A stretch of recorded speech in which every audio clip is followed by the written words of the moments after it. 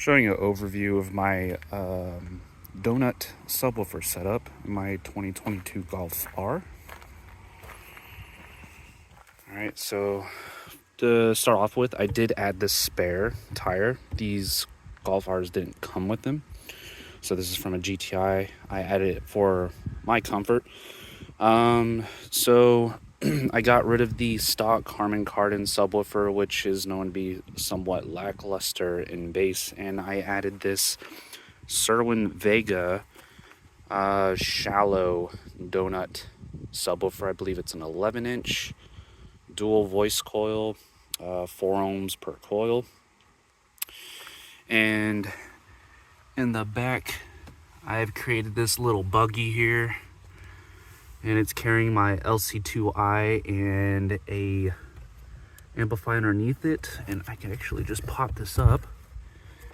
I put a couple neodymium magnets on the bottom to hold it in place, but I can also just pop it up easily like this.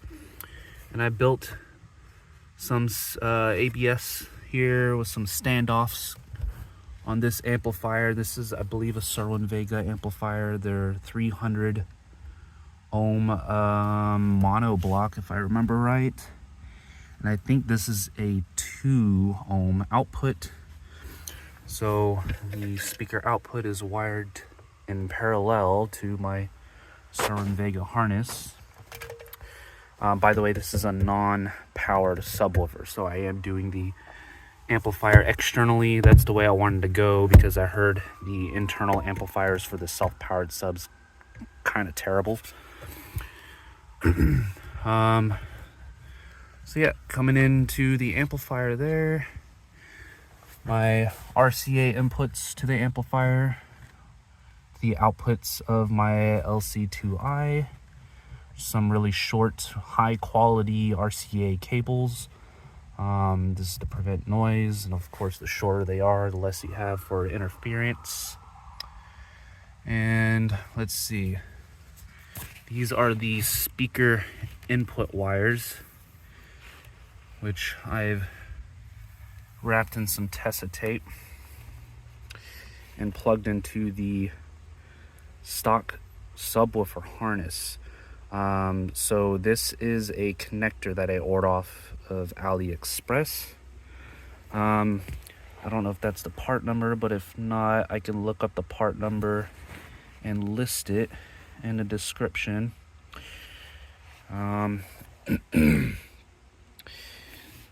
So I think the way this goes is the brown is one voice coil and the whites are the other voice coil. Can't remember which one's negative or positive, but I'll try to see if I can find it up and list that in the description as well. And then right here I have the power harness. So I have my blue remote, red for the power for the LC2I, and the black ground. The red and black, I just simply tied in with the power wires coming in to the amp. And the remote here is actually an output. So what this does, when the car comes on, it senses input from these speaker wires, and so it'll have a remote output come on its own, and then this just goes into your amplifier. And of course I have this fused in here with a small amp, I think like a 2 amp or something, going in for the power to the LC2I. So that kind of sits parked back here. This fits nice and flat. I believe there's only like 3 3/4 inches of room towards the back of the car here, between here and like where the deck sits. And like further out here you have about 4 inches. So the problem I do run into, I got the most shallow donut subwoofer, and unfortunately, and I couldn't find any good references for measurements. It does sit a little too tall, and I will demonstrate that here. So you can see it slides in perfectly over my setup, but when I put this down, I have a little bit of a gap. It actually sits up probably about 3/4 inches too high. That's the only problem I have with this. I'm trying to think of alternatives to fix that. I don't have any good alternatives yet. I am positive if I remove the donut tire and just put the subwoofer in by itself, it would sit perfectly flat, but I don't want to remove the spare. So anyway, I have my ground and power running through here. It's going back behind the seat there.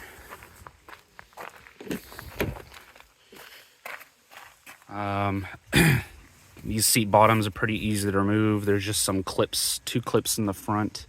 You just give it a good tug up, they pop out. Disconnect the seat heaters, and this comes pretty much right out. And these seat backs will come out if you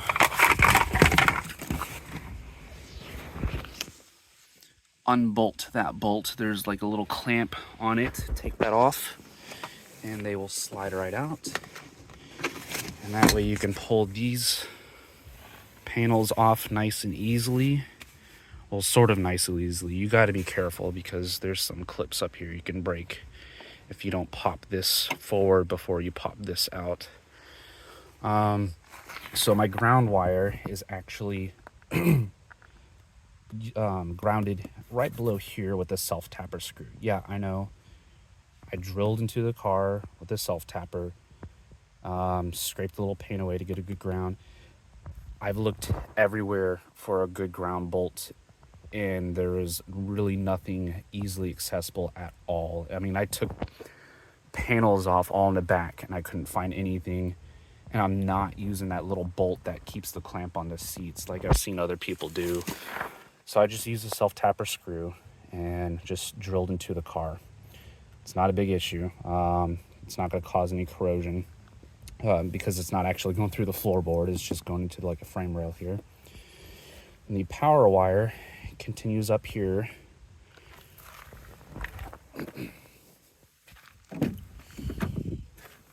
I had removed this panel and moved this panel. Kind of have to fish it around your hood release lever, and then I don't know if I can.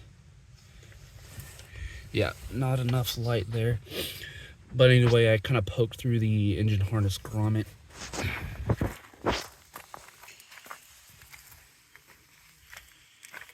And to do this, I had removed the entire battery. This is just going to be much easier. If you do that, remove the battery, and the wire comes out of that grommet in the corner there. And then I fished the wire through here to a fuse, and this just goes right here and taps into here. You always want to keep this relatively short between here and the fuse, because this is the whole thing that's going to protect your entire power line. You try to keep your car from catching on fire, right? So good idea to make this as short as you can. That's pretty much it. It's just a lot of wiring work.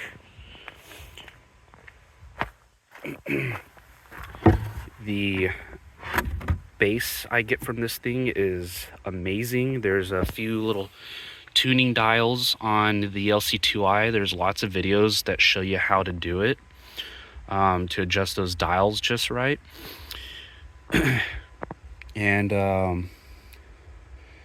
then other than that, like, I tuned my LC2i so the bass sounds right to me when my Harman Kardon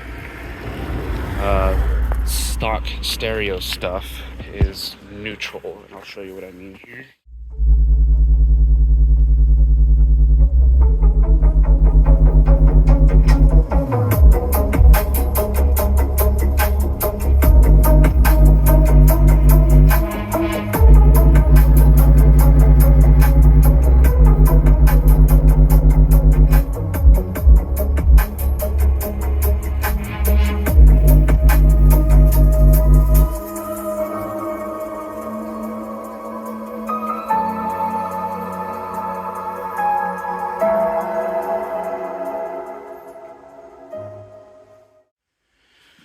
So here's the stock Harman Kardon subwoofer and the little anchoring attachment that goes down in it. These are the parts you will no longer need if you choose to go the Cerwin Vega route. So anyway, thank you for watching, and please ask any questions that you have on this project.